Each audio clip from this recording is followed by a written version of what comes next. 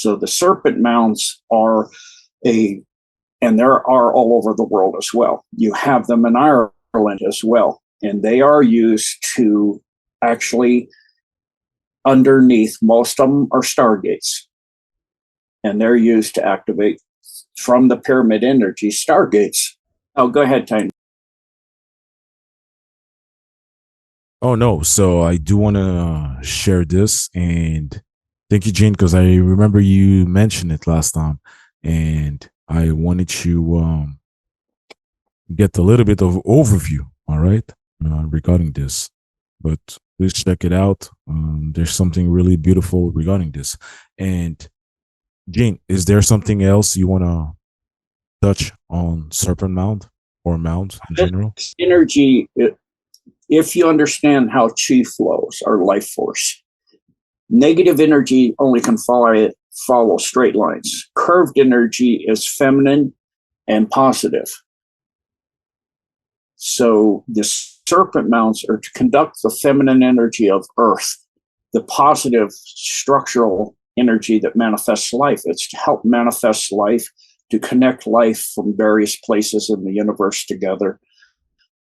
And that's why you have the serpent mounds, is it's conducting and amplifying these energies. And then you always have it where what we would consider the head, a phi spiral, and it goes inwards in a clockwise direction into the stargate energy that opens up the stargate. Thank you, Gene. And this is going to be the link, all right, for the following. So, lost cities of North America. Your Gene mentioned ley lines, all right? Specific interests, like you mentioned, on the mounds, serpent mounds. Now, when we talk about, certain cities like Montreal, Chicago, can think about Tulsa in Oklahoma, and on and on. Well, today you do have those corporations that's running business, and they're called cities, right? They're running business on this territory. But if we look at the area where New York is, Chicago is, Denver, on and on, there's big vortexes. And what's really interesting, Gene mentioned about, the gold cities. You won't find this on third density, right? So let's now go with lost cities of North America, but from a metaphysical perspective. So I'm going to let Gene again share his decode and his knowledge. I'm sorry, what did you want me to share on? I'm a little tired, as you might know. Oh, if you wanna cover just a little bit, Gene, on lost cities, but the vortexes where Oh, New York or Chicago or and on and on. Yeah. so most people remember, or actually don't remember, but can have heard of the various World's Fairs, one in Chicago, one in New York. And those were to start to train that energy for the Cabal's usage, using Tatarian energy and combining it with the original pyramids that were in those areas built by the Olmec, or the indigenous peoples of the area, what we call the mound builders. And so they were using the energy of the stargates and those things to be able to entrain that energy and to harness it for the Cabal. And then they removed the structures in the majority of the cases, and that was all free energy. If you know what you're looking at, the dome structures with the ball above the dome was full of mercury, and that would then spin with the torque. Everything in creation has torque, down to the very smallest quark they've currently discovered. It has torque, in other words. And that spin and torque generates energy.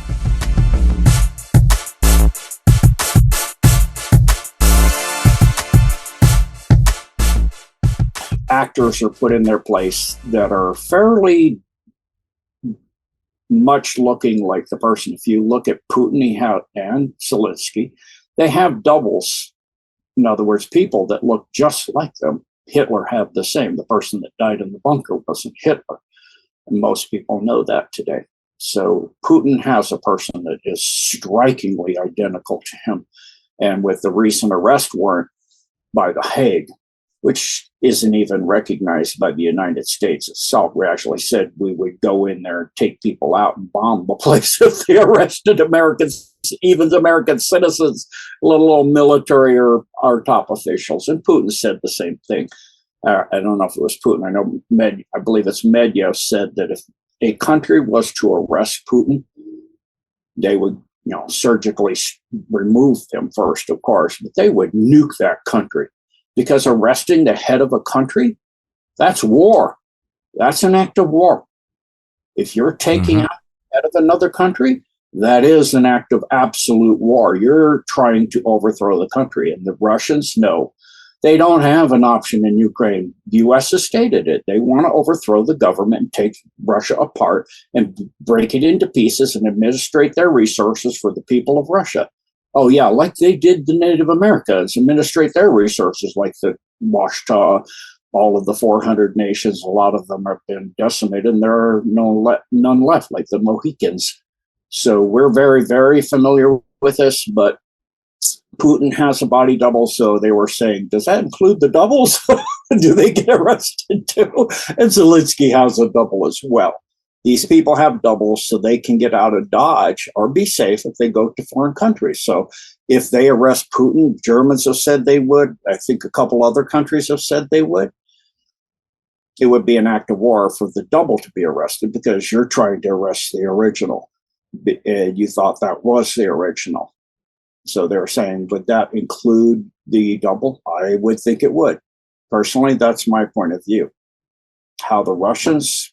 They're not playing games anymore. They're tired of being played. They were played and turned into the Soviet Union. Their country was stolen from them by some Khazarian mafia known as Stalin, Lenin, Trotsky, etc., creating the Bolshevik Revolution and the Chase Manhattan, the banksters that ran that thing, on Red Square was their bank. And of course, the first thing that Putin did when the alliance Putin, because the original was given an off-world opportunity, we'll just put it that way, and the one we have now in the alliance, the first thing he did was kick the bankers out of the country, just like in Myanmar. The first thing they did to stabilize their country is get those people out. And you can always see that when they're trying to overthrow a country, like now in Georgia, and they have these people chanting all this stuff who don't know at all what they're talking about. Victoria Nuland or No Name would go there, or Samantha Powers. These are all part of the people that go ahead of National Endowment for Democracy. And they're not at all about truly what people understand democracy to be. Democracy, demos, actually means mob, and Crossi is rule. So it's mob rule. The mob, the mafia, the Khazari mafia ruled that country, and they want to rule the world. So this is their color revolution pattern. They fund terrorist groups, same as in Serbia. We have 12 total bases in Syria. Sorry, not Serbia, Syria. In Syria, we have they say it in plain sight. We have the Conoco operation, the Conoco, or Conoco oil, however you say it. And we're taking that country's oil. And we have 10 bases you can find, and then 2 classified bases. So we have a total of 12 bases in a very, very small area. We control half the country, we being the U.S. Inc., the U.S. Incorporated, not the American peoples. The American peoples are what Putin said, we share a common background of love of God and Christ, and all people are created equal, and certain rights are inherent from being created by God, life, liberty, pursuit of happiness, etc. And so those are recognized things in most people, but these groups don't recognize any of that. What they say, they talk out of, as Native Americans would say, they have a split tongue. They talk out of both sides of their mouth. Like the premier of Italy, who was supposed to be not one of these groups. And she said, we will support Ukraine and continue to send again as long as it takes, because we support freedom and democracy. And I don't care what the Italian people think. You just said you support freedom and not democracy, and you don't care what the people that you're supposed to represent think. That's double talk. Again, they speak out of both sides of their mouths. So we now have a situation where these people that are the actors in their place have gotten incredibly stupid suddenly. What they're doing is literally everything they do is shooting themselves in the foot, because it's a movie, and they're imploding the deep state. They've pretty much, the alliance has taken over the actors we know, the bad actors, and replaced it with alliance actors, and they're imploding it. It's a step-by-step game plan. It's a game plan so that the people of the world do not freak out, and they can transition the world over to BRICS. Why do you think they are now talking in the 11th sanction package to sanction any country that is sending washing machines, cameras, old ones, used ones, to any country in BRICS? Because, as Ann Vanderleen has said, the Russian economy is so much in tatters that they're taking the chips out of washing machines and those kind of things to get their damaged aircraft and tanks back online. I doubt it, because from my understanding, at least in my military time frames that I was in, you can't take a commercial solid state anything, device of any type, even a chip, and use it in military hardware. The military hardware is hardened. It's able to take PMPs and all kinds of things that the commercial grade does not. You cannot. But I'll tell you what, as Alex of the Durand said, Alex Christoforo, if the Russian engineers are able to back engineer and make their equipment able to be using those chips, the West has no chance to defeat them. None. If their scientists and their engineers are that brilliant, come on, you have nothing. We have nothing. We cannot begin to do that. We could take chips out of old cars and washing machines. So they're going to sanction the 11th sanction package, because they're running out of ideas. Number one is to sanction countries that send old cars and washing machines and all of that Russia could use to Russian allies. So you're going to start sanctioning every country that does this.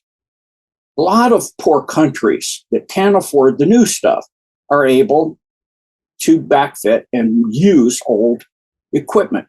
If you go to Cuba, for example, you will see 1950s cars that look brand new. They have kept them running and looking brand new for almost a century now.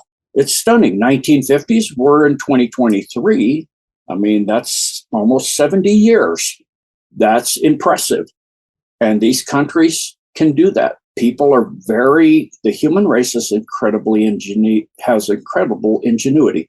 And they can do that. They can keep things running and go to salvage yards. I used to live my life that way when I didn't have much income. I would kept an old Honda Civic running by going to a salvage yard. And if I had some part go out, I'd get the best one out of the best Honda Civic I could find in the best condition and put that in my car for a while and get a whole bunch of them in case it started failing again.